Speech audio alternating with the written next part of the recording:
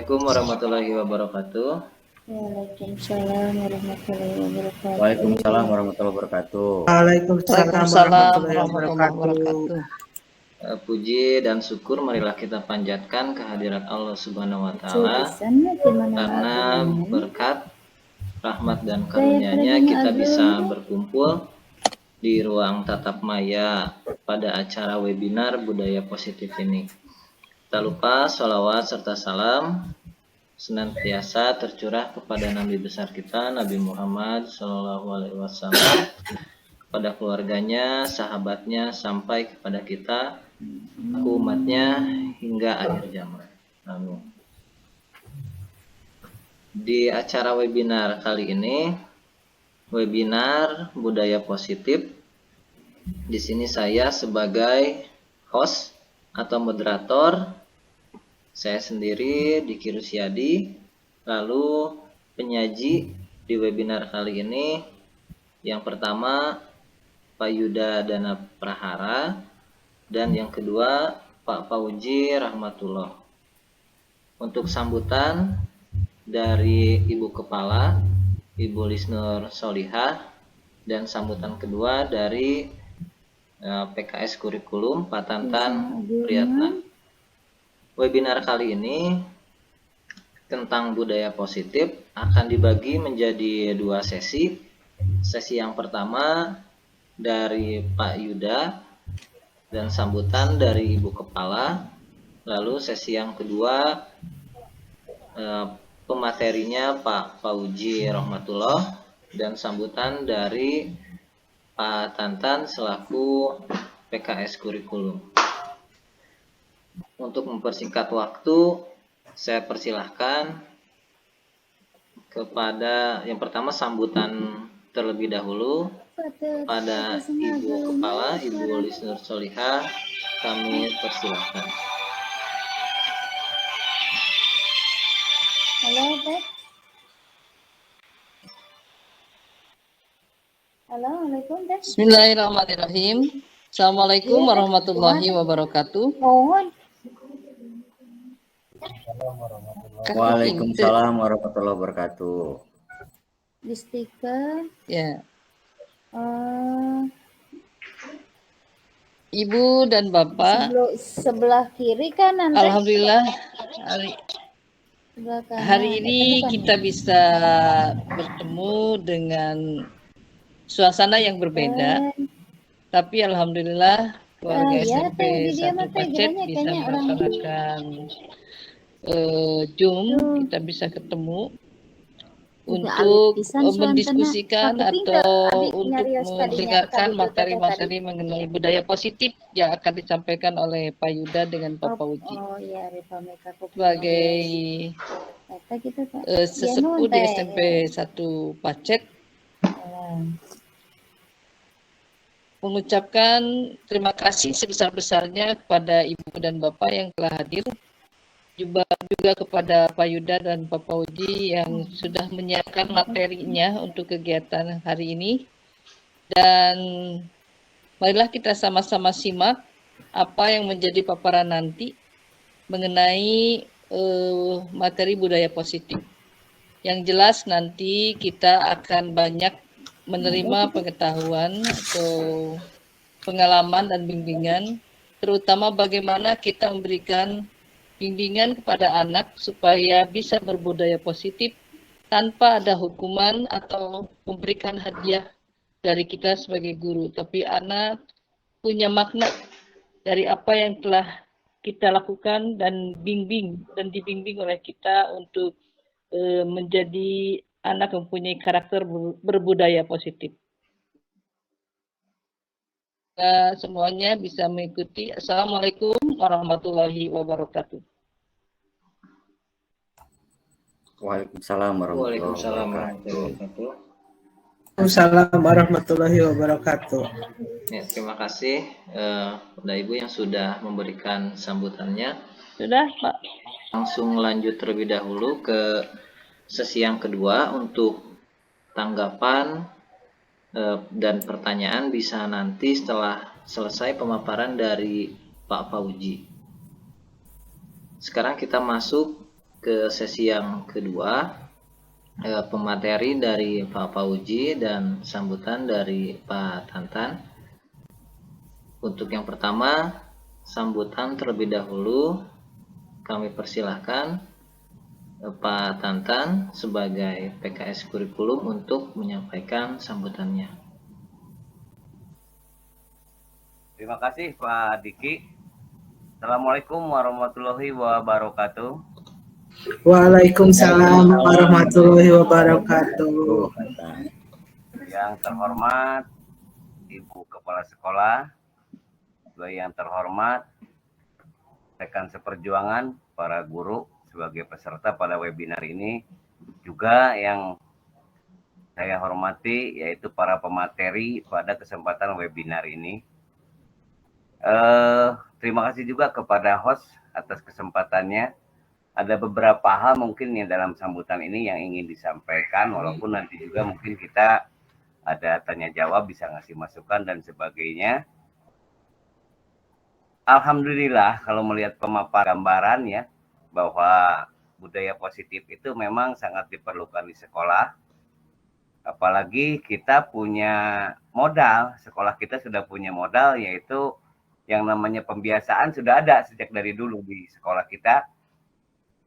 Tata tertib sudah ada, tinggal mungkin kita mengembangkannya saja, tinggal menambah, apalagi dengan adanya Bapak Ibu penggerak, guru penggerak di sini, semoga bisa menggerakkan di sekolah kita, khususnya di SMP 1 Pacet untuk lebih maju.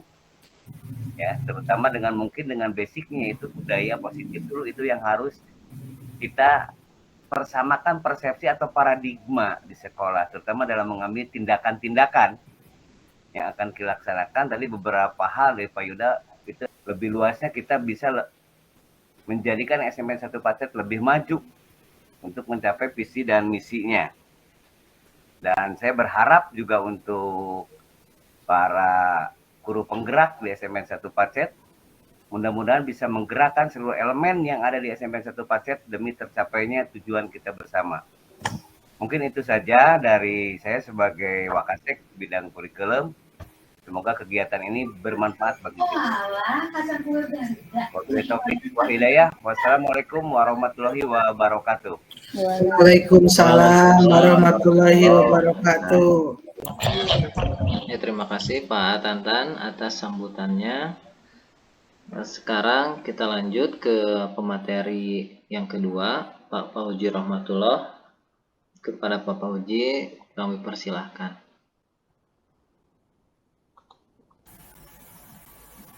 Terima kasih atas waktunya. Bismillahirrahmanirrahim. Assalamualaikum warahmatullahi wabarakatuh. Waalaikumsalam. Waalaikumsalam warahmatullahi wabarakatuh. Tadi saya ucapkan terima kasih yang sebanyak-banyaknya, khususnya untuk Ibu Kepala Sekolah, terus Pak Tantan selaku Wakil Kurikulum bidang PKS dan kurikulum, juga rekan-rekan guru-guru yang lain. Alhamdulillah ada semangat. Mudah-mudahan apa yang kita laksanakan ini mendapat manfaat yang khusus pada diri kita selaku ya kemajuan sekolah tercinta kita. Amin. Bapak Ibu yang saya hormati, saya melanjutkan daripada materi yang disampaikan oleh rekan kami tadi Pak Yuda mengenai apa itu restitusi, apa itu budaya positif, dan apa itu perubahan paradigma. Bapak Ibu, sama juga seperti Pak Yuda, di awal kalimat saya menyampaikan mohon maaf atau berbagi sedikitlah pengetahuan, mudah-mudahan saya sambil mengingat kembali gitu. Ibu juga sama Ibu sama Bapak juga sama sama-sama menerapkan, sama-sama belajar kan. Baik, kita langsung saja ke materi untuk lanjutan budaya positif. Bapak Ibu, ternyata banyak sekali bidang atau cabang-cabang pengetahuan lainnya yang merupakan suatu alat bagi kita untuk memahami arah tujuan kita kemana untuk menampilkan budaya positif tersebut. Ternyata tadi ada dipaparkan juga kan mengenai perubahan, harus ada dulu perubahan paradigma dari yang biasa ke arah yang lebih positif. Yang kedua, ternyata kita juga harus mengetahui apa itu restitusi dan apa itu cara penyelesaiannya. Nah, yang ketiga di materi saya ini yakni menanyakan keyakinan kelas. Bapak Ibu, pertanyaan-pertanyaan di bawah ini menghubungkan keyakinan anak dengan keyakinan kelas atau keluarga. Ternyata apa yang kita terapkan mengenai tata tertib sekolah atau peraturan di dalam kelas itu harus diyakini dulu, dipahami dulu oleh bersama-sama, khususnya antara anak dengan guru tersebut. Jadi kalau anak melakukan hal yang seperti yang tadi, mudah-mudahan tidak terulang lagi. Selanjutnya Bapak Ibu, ternyata di dalam menaikkan kelas, pembentukan keyakinan kelas ini harus muncul pada keyakinan kelas. Keyakinan kelas bersifat lebih abstrak daripada peraturan yang lebih rinci atau konkret. Yang kedua, keyakinan kelas berupa pernyataan-pernyataan universal. Tadi sudah disampaikan, ternyata pernyataan universal ini mendunia juga, ada beberapa bagian.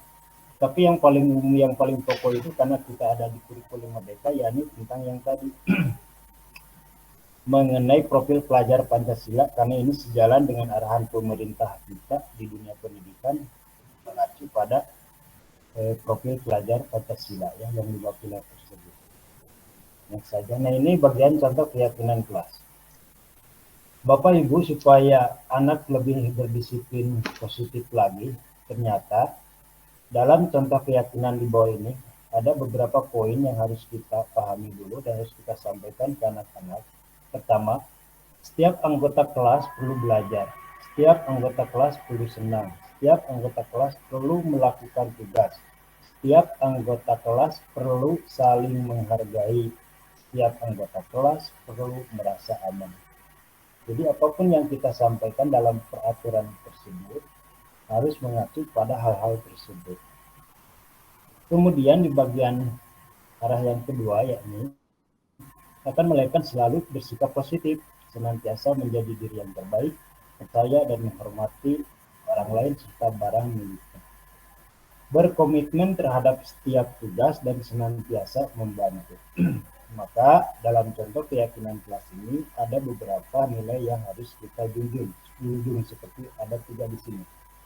Yakni munculnya dalam keyakinan kelas itu adalah sikap hormat. Dalam kalimat kata hormat di sini, kami meyakini bahwa sangat penting untuk menghormati semua orang dan barang milik orang lain. Artinya, murid-murid kita itu satu sama lain, sama teman, saling merasa menghormati gitu, baik dalam dirinya ataupun pada barang-barang milik teman kita, teman orang lain tersebut, temannya gitu ya. Yang kedua, misalkan kita harus tanamkan dalam keyakinan kelas itu selain menghormati adalah bekerja. Kalimatnya seperti ini. Anak itu di dalam intrinsiknya atau jiwanya. Kami meyakini bahwa sangat penting untuk mengerjakan segala pekerjaan atau yang telah ditugaskan. Jadi arahnya yang pertama saling menghormati, yang kedua nilai intrinsik yang muncul adalah ditanamkan dalam anak tersebut adalah contoh di sini adalah bekerja. Yang ketiga, dalam keyakinan kelas semacam yang ketiga di sini adalah diterima dan dimiliki dengan kalimat seperti ini dalam diri siswa tersebut. Kami meyakini bahwa sangat penting untuk merasa diterima pada suatu kelompok dan saling peduli satu sama yang lain. Artinya, siswa kita yang kaya, yang miskin, yang pintar atau yang biasa merasa diterima di lingkungan kelas itu. Jadi nggak ada yang diasingkan. Nah, kapan ini biasanya keyakinan kelas ini disampaikan atau dibikin? Ini biasanya di awal biasanya.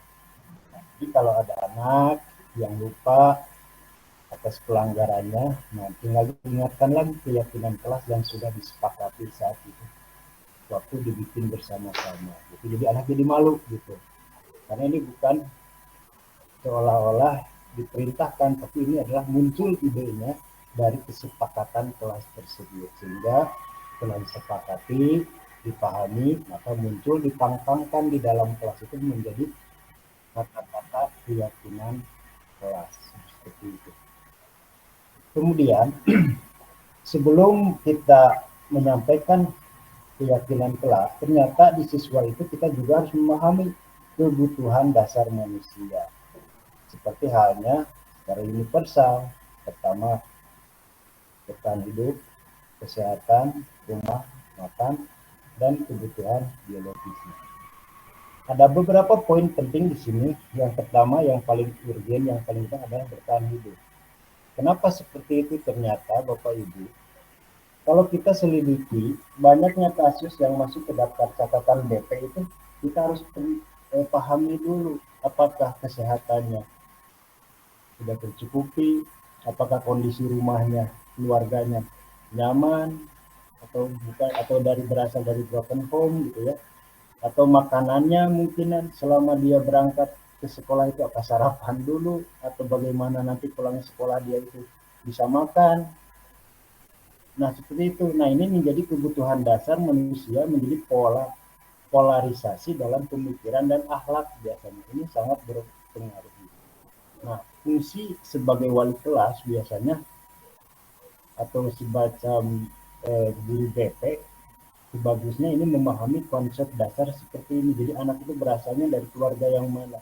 Ternyata dari 5 kebutuhan dasar ini saja kita kan kadang-kadang suka lupa gitu menanyakan anak tersebut apakah sarapan dulu, apakah datang ke sekolah itu cara naik angkot atau dianterin, bukan ke jalan kaki. Nah itu akan mempengaruhi polarisasi dalam anak bersemangatnya dalam belajar. Lalu untuk menempatkan kita sebagai pengajar atau sebagai guru, ternyata dalam kelanjutan yang Gosen tadi ya, pemikir Gosen itu menyampaikan, ternyata kita ini dibagi dalam 5 kategori. Jadi posisi guru itu secara umum menurut peneliti itu dibagi menjadi 5 posisi kontrol. Yang pertama, kita ini apakah sebagai penghukum. Yang kedua, apakah kita ini pembuat merasa yang bersalah. Yang ketiga, apakah kita memposisikan diri sebagai teman pada siswa kita ini, atau hanya sebagai pemantau, atau untuk sebagai manajer. Nah, 5 posisi ini untuk penting kita pahami Bapak Ibu. Ternyata ini akan mempengaruhi pola pikir dan pola tindak yang akan kita ambil kalau kita sudah tahu memposisikan di mana yang paling pas untuk sebagai guru. Next. Nah ini untuk penghukum. Ciri orang atau guru yang menghukum itu seperti ini. Mungkin saya juga pernah mengalami. Nada suaranya tinggi, bahasa tubuhnya seperti ini, matanya melotot, jadinya suka menunjuk, seraya menghadap gitu ya. Di kalimat begini, untuk versi guru yang penghukum, terlambat lagi, pasti terlambat lagi, selalu datang lambat, kapan bisa datang tepat waktu. Nah itu kata-kata pertanyaan yang suka terlontar dari guru yang sebagai penghukum. Lalu di sini ada juga kalimat begini, bagaimana perasaan murid bila guru berbicara seperti itu pada saat muridnya yang terlambat tadi. Nah yang ditekankan di sini adalah perasaannya. Perasaan murid kita bila kita sering membentak atau sering menyakiti gitu ya. Ini berdampak panjang ternyata Bapak Ibu dalam psikologi anak tersebut. Untuk penghukum, seorang hukum bisa menggunakan hukuman fisik maupun verbal. Tadi sudah disampaikan seperti berjalan atau menulis berapa ratus kali di kertas kan, seperti anak disuruh berlari di lapangan basket berapa kali, nah itu bentuk hukuman. Ternyata ini berkesan. Jadi seorang anak itu merasa kecil gitu, merasa nggak ada artinya kalau dihukum gitu, di depan gurunya. Patuhi aturan saya atau awas. Nah ini kalimat-kalimat yang suka keluar dari diri seorang penghukum. Cepat saja. Ini yang kedua, posisi kita sebagai teman. Ternyata guru juga Bapak Ibu bisa memposisikan diri sebagai teman. Artinya bukan berarti teman sebaya, tapi teman yang bisa menyampaikan dan menerima perasaan yang anak itu sedang dihadapi. Gitu.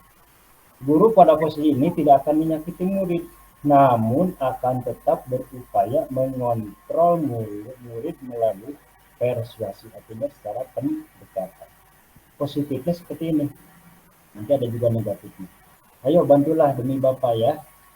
Ayo ingat, tidak bantuan Bapak selama ini. Ya sudah, kali ini tidak apa-apa, nanti dibantu bereskan. Nah, ini adalah kalimat-kalimat yang terlontar dari guru kalau memposisikan diri sebagai teman. Selanjutnya pemantau atau pengawas. Kalau ini posisi kita sebagai pemantau seperti ini, bertanggung jawab atas perilaku orang yang kita awasi berdasarkan pada peraturan-peraturan dan konsekuensi. Peraturannya apa? Apa yang telah kamu lakukan? Sanksi atau konsekuensinya apa? Nah, biasanya cuma bertanya saja gitu. Cuma menyampaikan dan bertanya gitu, tapi tidak menyelesaikan masalah. Itulah kalau untuk posisi pemantau. Kemudian, nah ini yang paling bagus kalau menurut beberapa pemikir di bagian manajer ini.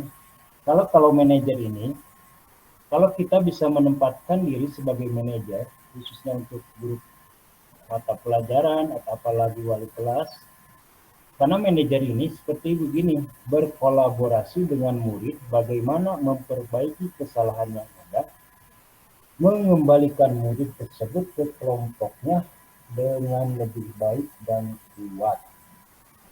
Jadi anak itu kalau sudah merasa apa yang tadi down gitu ya, merasa ada kesalahan, tapi tidak seolah disalahkan, tapi ditanya dulu latar belakangnya apa. Bapak juga pernah merasa salah, Bapak juga pernah, misalkan ke ibu juga pernah merasakan salah, yuk mari kita perbaiki. Lalu ditanya lagi yang tadi, keyakinan apa nih yang sudah kita paham, nah dilihat lagi, dilontarkan lagi. Kalau posisi manajer itu keyakinan kelas tadi sampaikan lagi. Misalkan tadi di keyakinan kelas kita bikin di keyakinan kelas ini misalkan sikap hormat. Nah kalau misalkan ada kasus anak yang suka kurang sopan atau bicaranya kasar sesama temannya, tinggal ingatkan lagi keyakinan kelas yang sudah disepakati.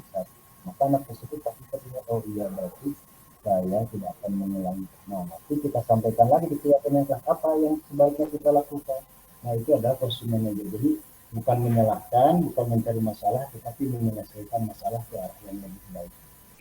Nah, keuntungannya, posisi di sini di mana guru berbuat sesuatu bersama dengan murid, mempersilahkan murid untuk mempertanggungjawabkan perilakunya, mendukung murid agar dapat menemukan solusi atas.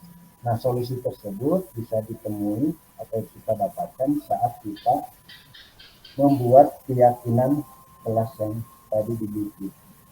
Nah, posisi manajer ini paling cocok untuk perubahan paradigma ke budaya positif.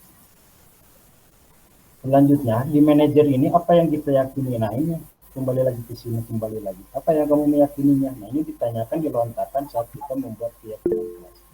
Jika kamu meyakininya, apakah kamu bersedia memperbaikinya? Nah, ini bisa berbentuk pertanyaan. Jika kamu memperbaiki ini, hal ini menunjukkan apa tentang dirimu? Nah, ini adalah mengkategorikan pribadi siswa tersebut. Apa rencana kamu untuk memperbaiki hal ini? Nah, ini juga menemukan jawaban supaya anak itu nantinya seperti apa. Kalau ini salah, nah nanti yang benarnya seperti apa. Nah, ini bisa diambil dari keyakinan kelas. Jadi ternyata Bapak Ibu, untuk memposisikan yang 5 kontrol tersebut, kita harus awali dulu dengan pembuatan keyakinan kelas. Bagaimanapun juga, kalau kita menemukan permasalahan dengan siswa, tinggal balik tanya lagi, keyakinan kelas apa yang sudah kita buat. Nah, jadi kita bisa gampang memposisikan diri sebagai manajer ini. Nah, seperti itu. Mohon maaf Bapak Ibu, karena ternyata nggak terasa pemaparan materinya dikejar waktu. Nanti aja bisa intinya bisa disampaikan lah bersama-sama sharing. Mohon maaf sekali lagi bukan menggurui atau apa, ini hanya berbagi saja. Mohon maaf untuk pemaparannya kalau ada kekurangan. Billahi taufiq wal hidayah. Assalamualaikum warahmatullahi wabarakatuh. Waalaikumsalam. Waalaikumsalam warahmatullahi wabarakatuh. Waalaikumsalam warahmatullahi wabarakatuh. Hebat, Pak Iwan hebat. Ya, terima kasih Pak Fauji sudah memaparkan materi tentang 5 posisi kontrol guru. Dan sekarang masuk ke ruang berbagi. Bapak Ibu semua bisa saling menanggapi atau menambahkan atau juga bisa bertanya. Saya persilahkan kepada Bapak Ibu guru untuk menanggapi, bertanya atau menambahkan dari materi yang sudah dipaparkan oleh Pak Fauji. Saya persilahkan. Mangga diklik yang gambar mic-nya. Kita boleh juga menambahkan sedikit lagi Pak Diki ya. Ya, Pak Iwan, mangga. Ya. Jadi Bapak Ibu sekalian, ternyata di sekolah kita ini Bapak Ibu guru kita sudah hebat-hebat, pokoknya Pak Diki sudah hebat-hebat. Walaupun secara tidak langsung itu tercatatnya sebagai posisi apa gitu ya. Khususnya dalam bidang 5 posisi kontrol tadi. Semacam contoh misalkan Bu Hadiati, mohon maaf Bu Hadiati saya sebut ya. Waktu 2 hari ke belakang saya memperhatikan, nah ini secara tidak langsung ini Bu Haji ini sudah menempuh restitusi ini sebenarnya. Waktu anak yang nangis itu, yang nakal itu, yang laki-laki itu Pak Diki ya. Nopal. Nopal Pak Atan ada. Iya. Bu Haji, saya kan di belakang gitu ya, perhatiin aja gitu kan. Inilah ternyata Bu Haji itu saat ada Nopal itu dia nggak mau ngebentak gitu, nggak mau ikut memarahi, tetapi ngobrol dengan hati. Coba kelihatan Nopal itu nangis gitu, langsung berpikir. Mohon maaf kalau saya menyampaikan di sini, mohon maaf. Ternyata Bapak Ibu kita ini sudah ada yang menyampaikan restitusi gitu ya, walaupun itu masuknya ke kategori mana, nah ternyata itu sudah masuk ke manajer itu. Jadi anak itu bisa menyelesaikan sendiri dan ada perubahan. Mungkin Bapak Ibu juga sudah mengalami lah, Bapak, saya yakin lah. Apalagi Pak Usman nih. Pak Usman ini sering berhadapan untuk kegiatan siswa, apalagi Pak Atan ini lebih berpengalaman ini. Dari mulai pembina OSIS, dia mengikuti terus kesiswaan Pak Atan ya. Sekarang sebagai guru-guru. Ya. Pasti yang 5 posisi itu sudah dialami sekolah sama Pak Atan itu. Semangat. Ya, Pak Iqbal udah angkat tangan, Pak Iqbal. Silakan. Silakan Pak Iqbal. Ya, Pak Iqbal. Pak Romat, Ya, suaranya Bu Pak Haji Romat. juga. Diklik Pak Romat. Siap, Pak. Mantap. Posisinya menuju di Ciparaya lah. Oh, Saya mah baru nyimak. Sok aja lah nyimak dulu. Oh, boleh. Bu Haji Jum dah, mangga. Mbak Jencung, mangga. ya, assalamualaikum warahmatullahi wabarakatuh. Waalaikumsalam Waalaikumsalam warahmatullahi wabarakatuh. Mungkin di sini saya mau bertanya atau apa ya. Sering sekali saya melihat di sekolah kita gitu ya. Kadang kita atau wali kelas juga kalau ada anak yang berperilaku penyimpang gitu atau ada masalah di kelas, jadi selalu memanggil dengan ada perjanjian gitu ya, terus-terusan berperjanjian. Tetapi setelah saya diteliti yang anak itu selalu ditegur dengan di depan orang gitu ya, dengan di depan guru-guru, banyak guru di ruang guru gitu. Ternyata si anak itu ada dua kemungkinan dia jadi malu, dipermalukan, dia memang berhenti, atau yang kebanyakan justru kala dia itu bertingkah lebih aneh gitu ya. Bahkan namun panginten upami saur bahasa Sunda makalah jadi tambah gitu. Nah, jadi bagaimana itu seharusnya gitu, kita sebagai guru itu kan berperilaku harus dengan baik gitu terhadap anak. Nah, apakah yang tadi perlakuan guru itu memanggil anak atau bahkan ke ruang guru itu seharusnya itu bagaimana gitu supaya si anak itu, kalau tadi saya melihat atau mendengar pemaparan dari Pak Iwan dan Pak Yuda, seharusnya kita itu merangkul gitu sebagai teman merangkul anak, bukan mempermalukan anak di depan orang banyak begitu. Namun belajar mata pelajaran, tetapi yang lebih utama berarti kita kan harus mendidik perilaku anak itu menjadi lebih baiknya mungkin ya ke depannya. Mari kita sama-sama untuk memperbaiki lah perilaku kita sebagai guru. Seharusnya kita tadi kan sebagai teman, jadi kita harus merangkul anak, harus membimbing anak dengan baik. Jadi bukan dengan teguran gitu, bukan dengan teguran apalagi di depan umum gitu seperti itu ya. Ya mungkin itu, terima kasih Pak Yuda ya. Assalamualaikum warahmatullahi wabarakatuh. Waalaikumsalam warahmatullahi wabarakatuh. Waalaikumsalam warahmatullahi wabarakatuh. Ya, dari Bapak Ibu guru lainnya silakan. Atau saya tambahkan juga untuk restitusi ini mulai dari hukuman, konsekuensi, dan restitusi, sebenarnya Bapak Ibu guru ini sudah hebat semua gitu. Saya yakin apalagi yang senior sudah berpengalaman bagaimana masalah-masalah yang terjadi di kelas maupun di luar kelas. Salah satu contoh yang tadi terjadi di sekolah, yang waktu anak-anak olahraga terus ada yang nangis gitu, ada yang nangis sampai ngagorowok lah, nangis lagi kayak kesurupan atau gimana. Nah, penanganannya karena mungkin Bu Ina sudah berpengalaman di BK, anak tersebut jadi luluh gitu. Ketika ditarik terus ditanya dari hati ke hati oleh Bu Ina, dia diam gitu.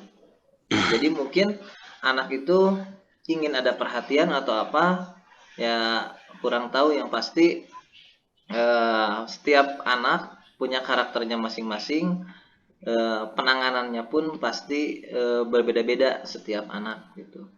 Lalu juga sama dulu ada di kelas 7 gitu. Jadi yang diam gitu ya. Kebetulan ada Pak Usman. Nah, Pak Usman gitu ya, Pak Usman juga secara tidak langsung sudah menerapkan proses restitusi gitu, dari hati ke hati ke anak. Yang anaknya tersebut itu tidak bisa jadi diam di kelasnya sampai seperti kejam, tangannya keras gitu. Tapi dengan pendekatan sedikit demi sedikit akhirnya dia ikut belajar lagi seperti biasa gitu. Tidak tahu ada jampe apa atau apa gitulah dari Pak Usman mah gitu. Jadi anak tersebut bisa belajar lagi seperti biasa. Nah, jadi itu setiap guru pasti punya caranya masing-masing, bahwa proses restitusi ini, cara penanganan anak sudah pernah dilakukan di kelas, baik saat mengajar atau sebagai wali kelas juga. Lalu yang kedua, yang keyakinan kelas. Nah, yang di kurikulum Merdeka ini sebetulnya banyak sekali istilah-istilah baru lah, istilah-istilah baru. Dimulai dari masuk ke kelas, kita membuat kesepakatan kelas. Kesepakatan kelas ini dari siswa, oleh siswa, dan untuk siswa lagi, berupa sebetulnya peraturan tapi yang dibuat oleh mereka. Nah, ini juga sebenarnya bukan materi baru di kurikulum Merdeka, dari dulu juga sama, hanya mungkin ya penguatan sesuai dengan konsep pemikiran Ki Hajar Dewantara, bahwa pendidikan yang terbaik itu dari, oleh, dan untuk siswa itu kembali gitu. Nah, keyakinan kelas bisa dipajang di setiap kelas sebetulnya. Jadi yang biasa diyakini oleh siswa itu ada larangan kelas gitu, atau peraturan kelas. Nah, di tagline di kurikulum Merdeka ini sebenarnya berubah jadi namanya keyakinan kelas dengan kalimat-kalimat yang positif.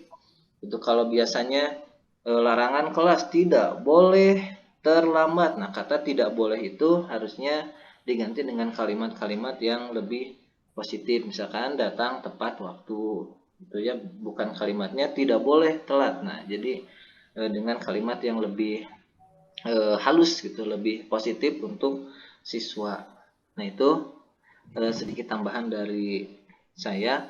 Silakan Bapak Ibu guru yang lainnya, barangkali ada yang menanggapi pengalaman-pengalaman di kelas gitu. Terus apa yang masih mengganjal yang ingin dibagikan kepada guru-guru lain, saya persilahkan. Mangap. Pak Tan. Mangap, Pak Tan. Silakan Pak Tan. Assalamualaikum warahmatullahi wabarakatuh. Waalaikumsalam warahmatullahi wabarakatuh. Waalaikumsalam warahmatullahi wabarakatuh. Syukur alhamdulillah pada kesempatan ini saya sangat bangga kepada bapak-bapak guru penggerak ya, juga kepada rekan seperjuangan Bapak Ibu guru. Karena pada kesempatan ini di webinar ini hampir 45% kita partisipan ikut ya, Bapak Ibu guru. Terima kasih guru-guru hebat semua. Jadi ini mungkin webinar yang cukup besar. Beberapa kali waktu kita zaman dulu COVID kan sering webinar, pesertanya tidak banyak segini. Bagus sekali ya. Mungkin saya secara pribadi juga mengucapkan terima kasih nih kepada Bapak Ibu semua, karena ini salah satu kegiatan yang dilaksanakan untuk memajukan sekolah kita, termasuk mungkin di bidang kurikulum, di bidang kesiswaan, di semua lini. Di semua lini, dengan adanya salah satu contoh adanya tadi saya di pembukaan bilang guru penggerak, menggerakkan elemen sekolah, salah satunya ini. Ini aksi nyata yang langsung kita rasakan, yang bisa kita implementasikan untuk kemajuan sekolah kita. Salah satunya ini, guru penggerak menggerakkan kita semua. Banyak sekali manfaat yang kita ambil dari sini. Selain kita, tadi saya katakan modal sekolah kita sudah ada. Modal sekolah kita alhamdulillah yang namanya pembiasaan sudah berjalan. Yang namanya tata tertib sudah ada, termasuk tata tertib dengan konsekuensinya ada. Dengan poin-poinnya ada, sudah dibikinkan, ada di BP. Nah, tinggal mungkin sosialisasi juga bukan hanya kepada siswa, termasuk mungkin tadi kalau kita menyimak dari Bu Haji Incum, kepada guru juga. Mungkin itu, supaya kita satu kata, seirama semua bertindak, bukan bertindak yang lain daripada yang sekarang seharusnya. Jadi bertindaknya sama-sama, supaya tadi kata Pak Yuda betul, bukan hanya fokus ke seseorang, nanti anak hanya fokus misalkan kena curhat, dia bisa di pendekatannya bagus dari seorang guru ke dia terus. Ada guru yang sedikit agak memperingati walaupun halus, malah benci dia ke guru tersebut. Nah, makanya yang diperlukan itu seragam tindak. Saya sangat bangga sekali, saya sangat antusias. Suatu saat mungkin kita adakan, kita bedah yang namanya tata tertib SMP 1 Pacet. Ya, kita bedah budaya-budaya demi budaya positif yang ada di kita. Budaya positif yang pernah ada, yang sudah ada, kita laksanakan kembali yang bagusnya. Terima kasih juga kepada tim GDS ya, dari bantuannya Bapak-Bapak guru olahraga, bukan olahraga, dari tim kesiswaan, Pak Usman dan guru-guru yang lainnya yang sudah mulai sekarang tiap pagi kalau datang sudah mulai ada senyum sapa salam. Itu minimal kan sambutan kita terhadap siswa. Manfaat lainnya kita minimal mengontrol juga siswa nih, masuk ke siapa yang kesiangannya sampai hafal ya. Ibu kepala juga sampai hafal, oh grup si mantan datang pasti kesiangan gitu. Nah mungkin itu tugas kita. Jadi yang namanya tugas guru bukan hanya ngajar budak nu lempeng nu baik, enggak. Yang namanya guru itu kan otomatis kita ada tantangan. Nah, bagaimana kita menyikapi tantangan tersebut dengan baik dan berhasil, itulah kebanggaan kita, keberhasilan kita. Yang mungkin yang harus kita semua sekarang tanamkan dengan pembiasaan, dengan sosialisasi tatib dan sebagainya, supaya terciptanya nanti itu yang namanya motivasi intrinsik. Kalau menurut teori ya Pak Yuda ya Pak Diki ya, motivasi intrinsik. Jadi menumbuhkan kesadaran siswa. Ya betul Pak. Menumbuhkan kesadaran siswa untuk tidak berbuat yang di luar norma, mungkin itu. Jadi sampai deh ke payuna mah guru teh siswa teh sadar soal anak eta, mungkin proses menumbuhkan itu yang cukup akan kita laksanakan sulit dan memerlukan waktu. Kita tidak bisa instan. Alhamdulillah di tahun sekarang kan 2002-2003 banyak tenaga-tenaga muda, potensi-potensi muda yang nantinya bisa lebih memajukan SMP Pasir ini. Mungkin kalau dari saya selaku boleh dibilang enak penginten terserada senior, sakedik kayak kena senior langsung TAC dan sebagainya. Makin pemungkinten transparansiun atau serada disebat abah penginten. Ada beberapa pengalaman yang kurang lebih emang kami lama juga di bidang, saya cukup lama di bidang pembiasaan untuk disiplin positif dari mulai pembina OSIS dulu itu. Alhamdulillah sekolah kita sekarang udah enak. Kalau dulu saya mengalami Pak Iwan mungkin ikut Pak Cayaman, Pak Iwan memerik budak dugi ka luar kecacan di benteng dugi ka sawah ka pungkuru memerik budak dugi ka pengker dan sebagainya. Kawalungan. Itu lah nostalgianya. Alhamdulillah enak terus apalagi kita didukung oleh ibu kepala yang sangat mendukung kegiatan positif kita. Jadi mungkin saya bukan pertanyaan, yang pernyataan saja rasa bangga saya, ajakan saya kepada adik-adik junior saya, bukan junior lah, rekan-rekan seperjuangan saya, mari kita laksanakan mungkin beberapa teori-teori yang bagus itu dari guru penggerak, kita implementasikan, kita bersama-sama demi kemajuan SMP kita ini. Mungkin itu saja dari saya. Terima kasih atas sekali lagi. Guru hebat semuanya, hampir sekarang 21 orang yang 45%. Jam 9:30 masih standby. Terima kasih ke semuanya. Assalamualaikum warahmatullahi wabarakatuh. Waalaikumsalam warahmatullahi wabarakatuh. Ya, selamat lebatna gitu kan. Tapi ya panginten kan materina panginten disiplin positif. Jantan sakedik lah ada ka dorong gitu kan kanggo cuma dia di forum panginten tambihan lah ya nambihan unggul pengalaman simkuring dalam rangka menangani siswa gitu kan di sekolah. Punten sana simkuring ngaraos istilahna sebagai kesiswaan atau napi anu langkung lah di ibu sinarang bapak ibu guru gitu kan. Tapi ya mah panginten berbagi sajalah, berbagi sesama gitu kan. Leres tadi sekedik panginten tadi pas tipe Iwan oke leres gitu kan. Jantan mindset kita lah, merubah mindset pola pikir kita gitu kan di sekolah. Jantan punten-punten kanggo ibu sinarang bapak anu kusimkuring dipihormat. Tadi leres sama Pak Iwan lah di samping kita sebagai guru gitu kan. Kita juga harus bisa memposisikan diri sebagai rekan, sebagai teman, atau tapi sebagai boleh dibilang lah sebagai orang tua kedua di sekolah. Hal-hal anu biasa gitu kan, biasa ketinggal gitu kan. Emang betul di sekolah itu sudah ada alur penanganan, mulai dari wali kelas, BP, kesiswaan, tapi tetaplah yang namanya untuk mendisiplinkan siswa itu tugas kita semua, mulai dari guru, bahkan mulai dari penjaga sampai satpam yang paling depan itu sudah mulai. Karena kita sebagai guru di sini bukan hanya istilahnya menjudgment atau mencap lah seorang anak itu baik atau jelek gitu kan, tapi justru tugas yang paling utama itu yaitu memberikan contoh kepada siswa atau anak didik kita. Jadi sebelum kita memberikan ini judgment atau istilahnya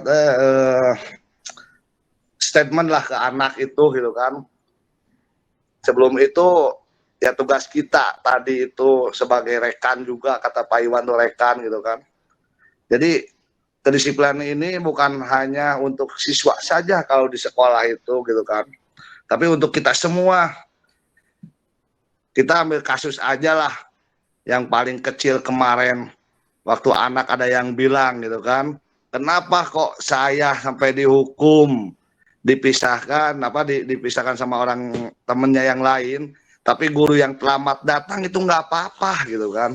Nah jangan sampai ke situ gitu kan.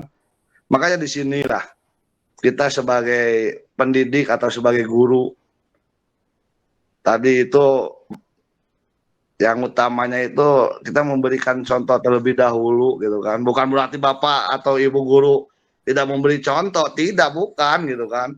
Alhamdulillah lah di Pacet itu sudah betul-betul lah nasional kalau kata Pak Atan itu. Kalau kata Pak Atan itu udah nasional gitu kan. Cuman ya kita berusaha lah semua, termasuk saya pribadi juga kadang-kadang iyalah kita dengan berbagai alasan atau berbagai hal gitu kan, tidak full gitu kan, tidak full gitu kan untuk memberikan contoh ke anak itu gitu kan. Tapi yang paling utama lah buat kita semua, kita pakai hati gitu kan untuk mensukseskan gitu kan Pacet yang betul-betul tingkat kedisiplinannya itu betul-betul nasional gitu kan. Jadi jangan pakai emosi, tapi pakai hati. Bahwa mau anak segimana jeleknya anak, itu tetap anak kita lah. Bukan anak orang lain. Mungkin tadi kata Pak Iqbal betul. Tadi menyimak dari Pak Iqbal gitu kan, ada seorang guru yang memberi statement gitu kan, memberikan statement bahwa dia itu pengedar gitu kan. Kita mesti tahu lah mana yang pengedar, mana itu urusannya mungkin bukan urusan di sekolah gitu kan. Kita nggak tahu bahwa anak itu betul-betul pengedar atau pemakai. Tapi alangkah eloknya lah kita bukan hanya memberikan statement bahwa anak itu gini gitu kan, tapi kita membimbing atau membina anak sebelum anak nanti telanjur. Nah, begitu kayak anak Pak Iqbal gitu kan, sekali ketemu itu yang wajib kita untuk membinaannya, bukan menjudgementnya atau menghukumnya gitu kan, melalui pendekatan. Mohon maaf Pak Iqbal, karena saya baru ini gitu kan dari pihak kesuan tuh baru ketemu ini nih, baru sekarang gitu kan tahu ada kasus anak Pak Iqbal itu gitu kan. Siap. Bukan berarti kita kesuaan istilahnya tidak peka, bukan gitu kan. Utamanya ya berhubung dengan banyaknya siswa juga ya, makanya tadi kan dari awal itu tugas kita semua insya Allah lah. Mungkin penambahan aja sedikit aja dari saya, walaupun lama gitu kan, sedikit aja lah gitu kan. Tambahan aja Pak Tan, punten bisa dicumarios di payunan sadayana Ibu senang Bapak semua nasional pagi aja lah. Punten. Saya Paromat saya gitu kan, bukan pakai saya gitu kan. Insya Allah lah kita sama-sama berjuang semua, tugas kita semua untuk mendisiplinkan anak gitu kan. Kita berikan contoh semua ke anak lah. Insya Allah anak juga kalau kitanya solid, insya Allah anak juga bakal solid. Terima kasih untuk semuanya. Wassalamualaikum warahmatullahi wabarakatuh. Waalaikumsalam warahmatullahi wabarakatuh. Ya, atur nuhun Pak Rohmat. Mangga nu sanesna. Pak Om, mangga bade berbagi cerita. Sehat Pak Om, sehat. Pak Om sehat? Alhamdulillah. Tadi namanya di dokter. Suanten ada kieu nih.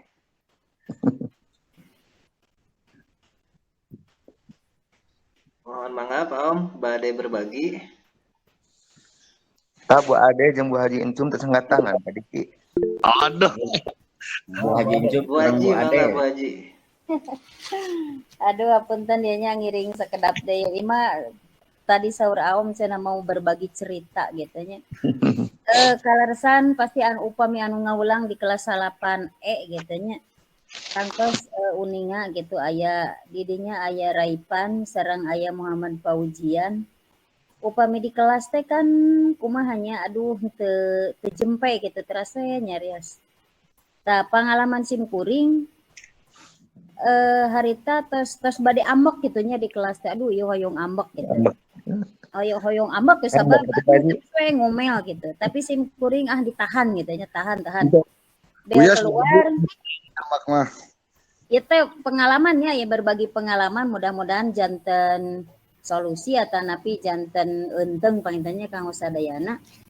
Tak kalaresan bel terakhir simkuring keluar gitoel no 2 siswa eta paujian sareng Rehan ikut ibu gitu. Ku abdi dicanak we ka handapun tangka buah gitu nya. Ku abdi teh teu dicanak ka ruang guru, canak ka handapun tangkal buah. Ku abdi ditaros tas gerinya ku abdi taros Raipan sareng Muhammad Fauzian, ibu kata kalian tadi ibu perlu marah tidak gitu. Saur anjeunna teh perlu Bu. Kenapa? Karena saya salah katanya. Mengapa ibu tadi tidak marah? Nggak tahu, empe we marah renjana teh jarempe gitu. Diulangi deui. Mengapa ibu tadi tidak marah? Jarempe de duka Bu cenah hatu ibu henteu ambek kedahna ibu ambek. Kalian berdua, ibu tadi mau marah, tapi ibu menghargai kalian berdua, tidak mau mempermalukan kalian di depan kelas. Gitu. Makanya ibu bawa ke sini. Jadi sekarang ibu harus marah atau tidak pada kalian? Mangga Bu, cenah bade bendu mas orangnya. Nah, ibu tidak mau marah, tapi ibu hanya ingin mengingatkan bahwa kelakuan kalian itu tadi tidak baik gitu. Tidak baik, tidak sopan, sampai api-api bertelepon gimana di kelas, ibu Wabi diam gitu terus.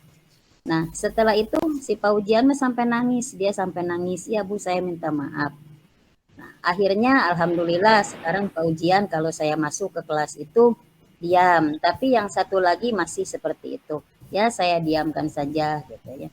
Nah itu mungkin pengalaman ya Om berbagi cerita gitu ya.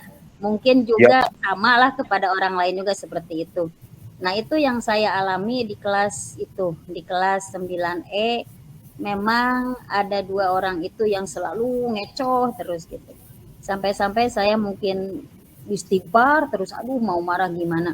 Akhirnya saya tahan, kemudian saya perbaiki dia, diusahakan lah diperbaiki gitu, dinasehati. Nah akhirnya alhamdulillah setelah beberapa kali masuk, oh kelihatan ada perubahan gitu.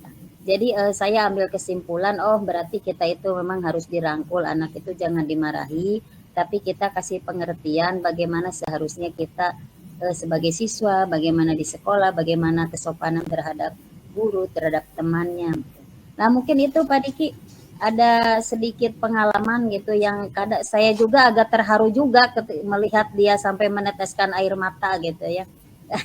Itu berbagi cerita itu mungkin ada manfaatnya. Ya begitu. Wassalamualaikum warahmatullahi wabarakatuh. Waalaikumsalam.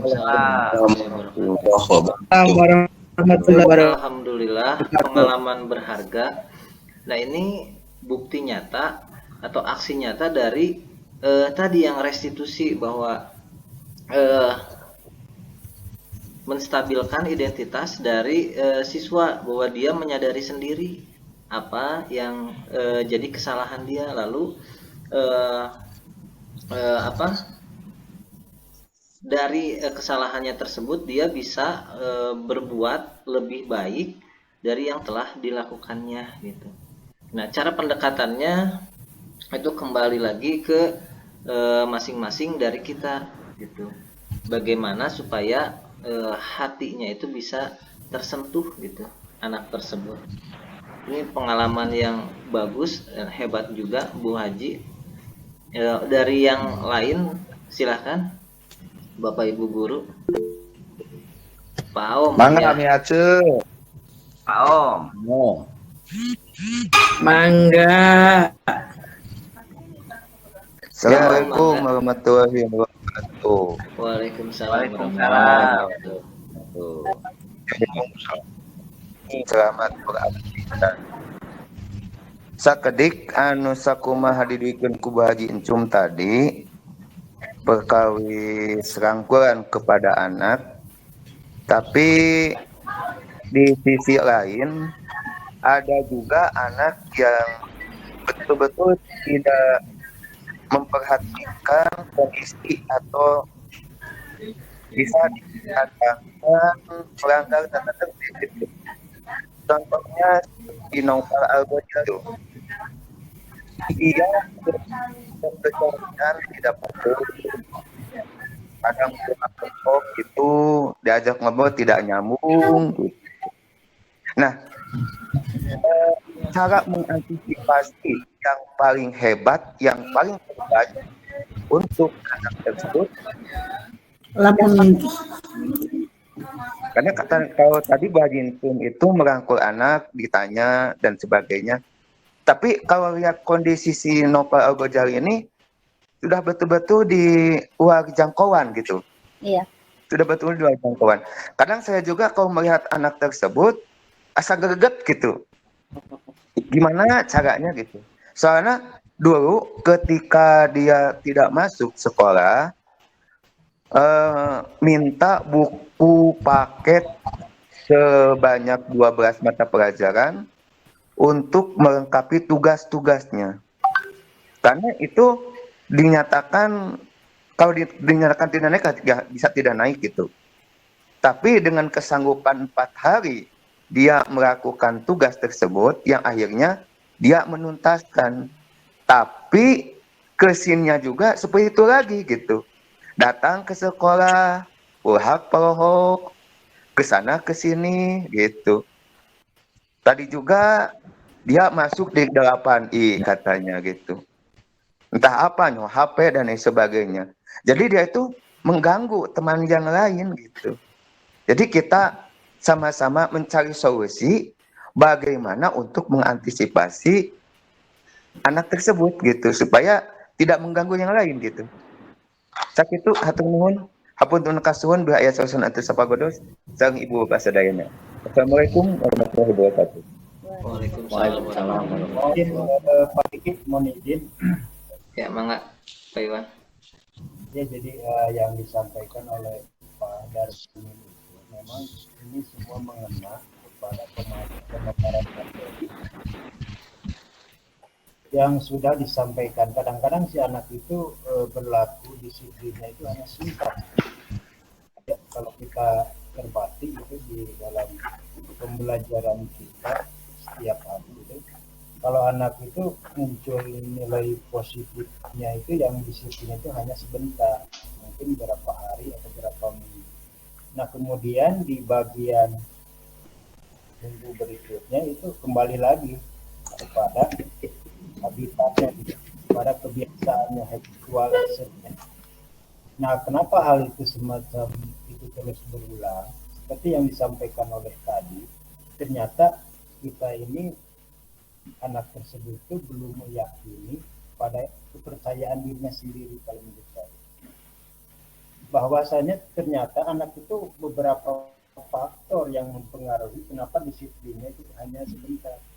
Nanti konsultasinya atau kesimpulan dari berbagai aspek yang ada keyakinan kelas, kesepakatan kelas, terus asal muasal dia dari belajarnya itu dari keluarga yang mana. Nah, itu masih dalam tahap pendidikan eksternal, hanya mengikuti perintah, hanya mengikuti aturan, hanya mengikuti sesuatu yang merasa dia itu di atas saya gitu. Nah, yang harus kita tanamkan bersama-sama, kita mengajak, kita sepaham, harus kita munculkan itu bukan dari eksternal yang tadi, adalah nilai intrinsiknya. Jadi kalau udah nilai intrinsik muncul dalam jiwa setiap siswa, insya Allah, bahkan dalam psikologi juga kan ada diferensiasi gitu. Kenapa anak ini kalau nulisnya lambat, kita jangan usah menghukum anak itu nggak mau belajar, ternyata diferensi atau kecondongan dia tertariknya belajar itu bukan di menulis sebenarnya. Kalau di kurikulum Merdeka, ternyata dia itu untuk apa? Hanya di audio, misalkan hanya mendengarkan, tapi dia paham bisa menjawab. Atau dia hanya digerak di kinestetik, tapi dia pandai misalkan main sepak bola futsal. Seperti contoh kan sekolah kita, mohon maaf, kalau diajak belajar membaca itu lambat, tapi pas diajak main futsal kan bawa piala. Nah itu kan nilai potensi di kurikulum Merdeka itu seperti itu, mengenal diferensi potensial di masing-masing siswa. Nah terus untuk yang tadi pada sampaikan, anak ini kalau menurut saya harus ada apa istilahnya nilai tesnya juga terus digali potensinya itu di mana. Kalau yang hanya sebentar 4 hari atau seminggu dia disiplinnya itu belum muncul pada nilai intrinsik. Jadi intrinsik ini bisa dibangun dari cara pendekatan restitusi, bagaimana kita menempatkan diri di 5 kontrol yang tadi, lalu kita juga harus membuat kesepakatan dan keyakinan kelas. Kalau sudah ditanamkan itu, dikasih kepercayaan diri bahwa anak itu memang berharga dan memang sesuatu aset bagi kita, maka insya anak tersebut akan menemukan waktunya, itu bukan sekarang, tapi nanti waktunya. Kalau nggak sekarang, insya Allah ke depan, nanti kita akan berhasil. Itu aja mungkin Pak Diki, Pak Aung, atau juga rekan yang lain, Pak ada di sana. Juga mungkin yang lain ada yang menambahkan. Terima kasih. Ya, terima kasih Pak Iwan. Ada lagi yang lain, silakan. Kita mungkin akan batasi karena waktu juga, sebetulnya semakin malam ini semakin ramai, banyak yang ingin berbagi pengalaman.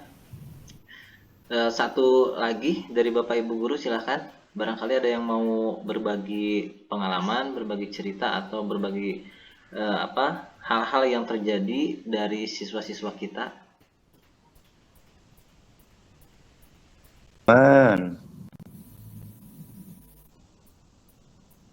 Menyimak saja.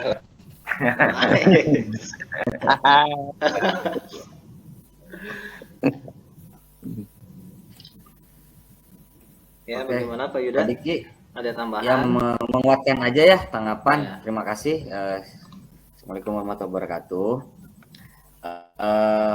Atas apa yang disampaikan oleh Pak Iqbal, Pak Rohmat, kemudian Bu Haji, kemudian Pak Atan tadi ya, kemudian Pak Aom, maka mungkin bukan konklusi ya istilahnya ya, kita kembali kepada apa yang telah kita sepakati tadi, apa yang telah kita paparkan. Betul, secara pribadi memang walaupun saya 12 tahun pernah menangani juga di Sekdi Kesiswaan, kemudian saat ini bergabung dengan Bapak Ibu Guru, bahwa di dinamika yang berkembang, bahwa siswa itu akan selalu terdapat masalah-masalah dengan tingkat atau level sesuai dengan kodrat dan zamannya anak gitu ya Bapak Ibu semua.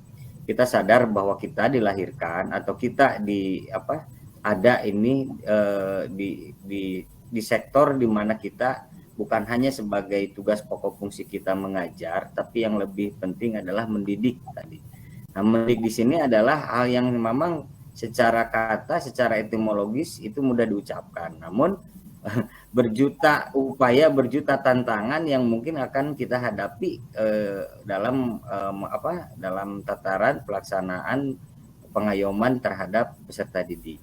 Betul apa yang disampaikan oleh Pak Rohmat tadi, bahwa sejatinya keteladanan yang harus kita tampilkan bukan hanya semata kita harus menampilkan aturan, kita harus menampilkan tata tertib, tapi bagaimana upaya kita mensinergikan antara perilaku kita dengan perilaku anak gitu, seperti itu. Nah, disinilah hadir restitusi, di mana bahwa anak itu pasti terdapat latar belakang atau terdapat perilaku-perilaku yang membawa diri pada dirinya masing-masing, sehingga tampilan yang keluar anak itu atau peserta didik itu akan berafiliasi dengan lingkungannya gitu. Artinya di sini bahwa proses restitusi penguatan terhadap anak, bahwa restitusi ini adalah ranahnya adalah di komunitas pendidikan ya Bapak Ibu. Nah, seperti apa yang tadi Pak Iqbal katakan, bahwa betul ketika ranahnya sudah masuk kepada pelanggaran yang tindak pidana, contohlah mohon maaf nih, menyentuh kepada ranah tindak pidana, itu kan sudah bukan ranah restitusi lagi. Artinya itu kan ada lembaga yang lebih berwenang gitu. Tapi ketika anak masih tercatat sebagai siswa, berarti anak tersebut menjadi tanggung jawab kita. Apapun permasalahan anak, kita anggap bahwa masalah anak itu masalah peserta didik. Jadi tidak bisa kita bawa kepada ranah anak yang melanggar pidana. Contoh mungkin tadi punten terjadinya kasus seperti PEL ya, atau apalah yang menyangkut ranah yang masuk kepada narkoba. Nah, upaya yang dilakukan oleh sekolah itu kan sudah ada sebetulnya, yaitu dengan menjalin komunikasi yang terintegrasi. Kita sendiri sudah tahu Pak Atan ya, dengan Pak Rohmat kita sudah aja ada visi misi mungkin yang terintegrasi dengan visi bahwa kita menjalin kerjasama dengan aparatur atau perangkat hukum. MOU. Ya, ada MOU. Nah, itu kan langkah-langkah yang ini sudah menjadi ranahnya hubungan antara lembaga gitu ya. Di sini kan posisi kita hanya sebagai penguatan terhadap sosialisasi aturan dari perangkat hukum tersebut. Nah, kalau tadi misalkan terjadi kasus seperti itu, sesuai dengan teori yang berkembang bahwa anak itu kita anggap clear atau putih, artinya ya tadi betul kata Pak Rohmat, kita tidak harus langsung menjustifikasi bahwa anak itu terlibat. Nah, kita kembangkan hanya penguatan restitusi saja. Apa sih yang mendasari Anda, misalkan kamu kok membawa obat seperti itu? Bisa jadi kan anak itu tersebut apakah ketitipan atau dan lain sebagainya. Nah, kita harus mencari tahu seperti itu. Kemudian tindakan apa ya sih sebetulnya yang harus kita kembangkan kepada anak. Anak jangan sampai merasa berbuat salah. Mohon maaf, bukan berbuat salah. Anak jangan sampai merasa bersalah, terpuruk sehingga tergoncang psikologinya. Karena apapun yang dilakukan anak tentunya mempunyai alasan atau latar belakangnya. Nah, ini yang harus kita eksplor, latar belakang atau alasan mengapa dia melakukan hal tersebut. Dan saya yakin solusi itu akan selalu ada ketika misalkan memang ada itikat baik daripada anak tersebut. Sehingga misalkan kalau anak sudah tidak sudah tidak bisa kita bina, kita bisa tidak ada solusi yang terbaik. Nah, tadi mungkin ranah restitusi di sana sudah cukup optimal. Kita kembalikan lagi mungkin nanti ranah yang lainnya gitu dari lembaga kembali ke aturan yang di luar dari restitusi. Mungkin seperti itu Pak Diki, Bapak Ibu guru yang lainnya boleh mangga di sebelum nanti diskusi. Terima kasih. Assalamualaikum. Waalaikumsalam warahmatullahi wabarakatuh. Waalaikumsalam warahmatullahi wabarakatuh.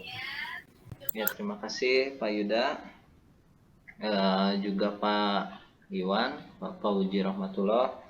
Pada kesempatan ini sudah memaparkan materi dan Bapak Ibu guru semua. Pak Empep, silakan. Assalamualaikum warahmatullahi wabarakatuh.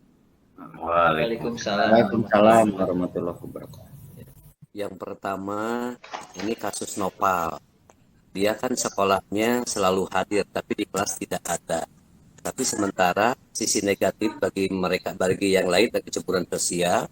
Yang kedua, mengganggu bahkan mengajak. Apakah dulu ketika daftar ke sekolah ada fakta integritas perjanjian yang ditandatangani oleh orang tua di atas materai, tinggal memperlihatkan itu. Meskipun sampai saat ini katanya kan orang tuanya nggak mau menerima kalau mengundurkan diri. Apakah ini termasuk hari tadi ketika pulang masih tetap nunggu saya, tapi masih dibiarkan aja.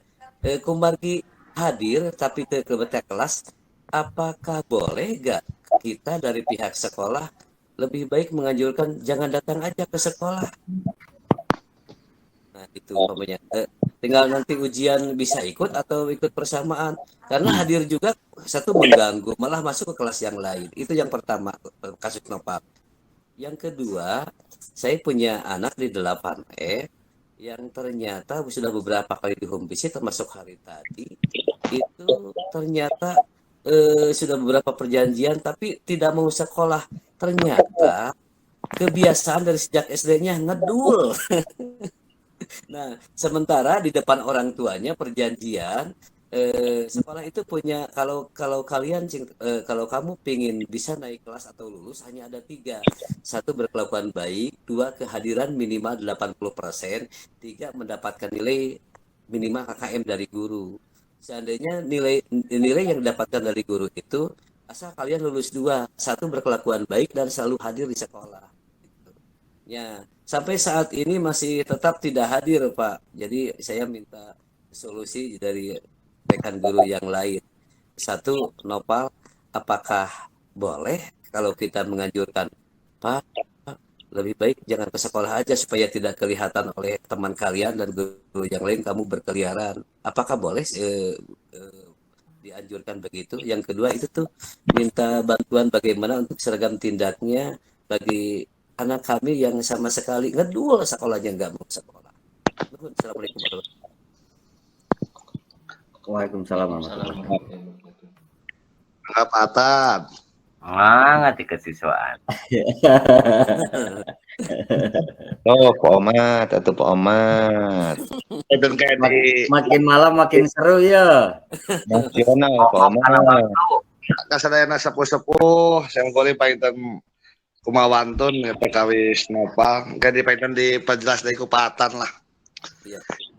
Sekedik lah di kesuaan punten-punten kanggo SMPN 1 Pacet dari awal PPDB anak masuk bahkan sebelum MPLS itu sudah jelas ada perjanjian MOU lah kalau ini mah yang ditandatangani di atas materai.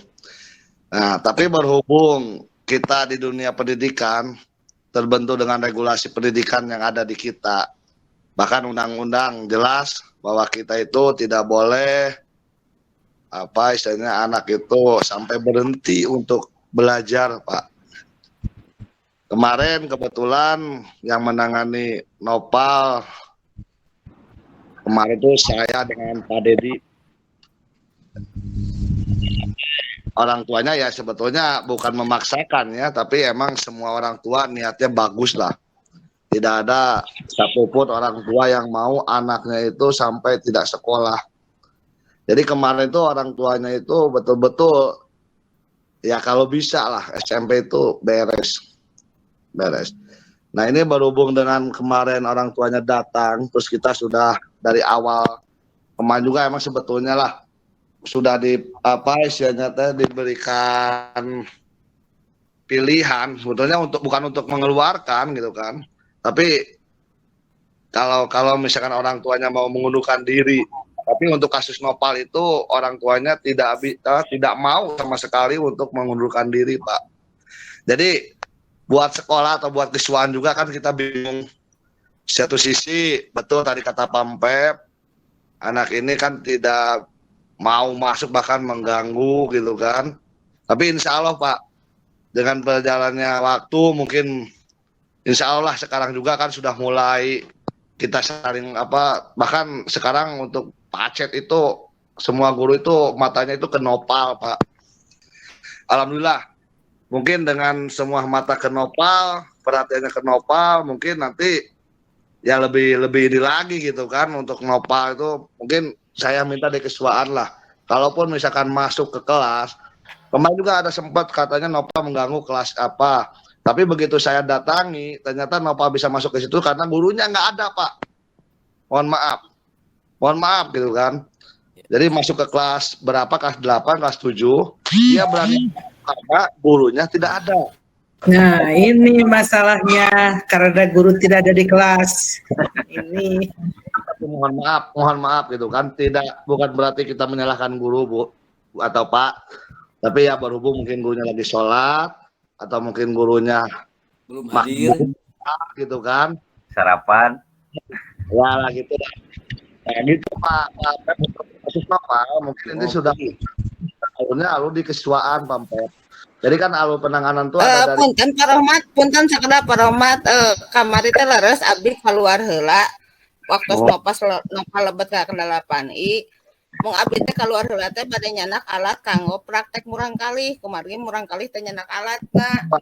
Mohon abdi bade lebet deui Nopa terus aya dilebat di kelas gitu sanes abdi ka mana bade nyanak heula alat kanggo praktek urang kali kumaha kitu nyarandak alatna supaya nyanak peso cutter gitu kan teu nyanak mohon bagus mangga Bu dilajeng poin Bu punten tadi janten sanes abdi ka mana wae gitu Pak Rohmat. Nah tadi kan diperjelas dari Komat mungkin lagi sholat terus mungkin lagi kan usia juga kan nasional apa gitu kan. Jadi bukan berarti kita kan guru tidak gitu kan. Kita sama-sama lah. Sama-sama emang ya manusiawi lah kalau kita misalkan keluar sebentar atau masuk. Nah cuman kan tadi masalah nopal itu insya Allah ini penanganannya sudah di ranah kesuaan Pak.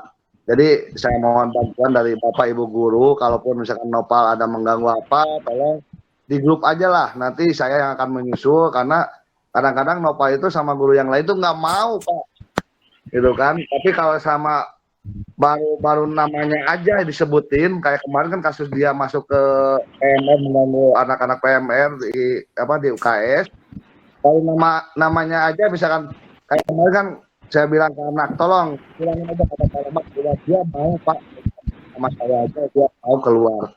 Jadi saya mohon kalaupun misalnya nanti nopal ada mengganggu atau gimana, kalau bisa sama guru ya makasih gitu kan. Kalau enggak, insya Allah lah saya cepat tanggap. Kalau saya nggak ada, mungkin Pak Dedi juga. Jadi nanti tolonglah mau diapain mau apa gitu kan. Ini misalnya penanganan kasus nopal itu sudah penanganan di ranah kesuaan gitu kan. Jadi ranahnya kan bukan hanya guru saja, bukan guru juga sudah, BP sudah, wali kelas apalagi sekarang sudah penanganan di wali kelas. Mungkin itu Pampep, mungkin kalau nopal itu ya masalah nanti anak misalnya lulus enggaknya itu kan nanti di belakang kan faktor lulus itu kan karena emang betul ada tugas tadi kan kalau kita masuk mungkin tugasnya yang masuk gitu kan. Mohon maaf nih untuk nopal, untuk yang tadi Pampep yang berdua yang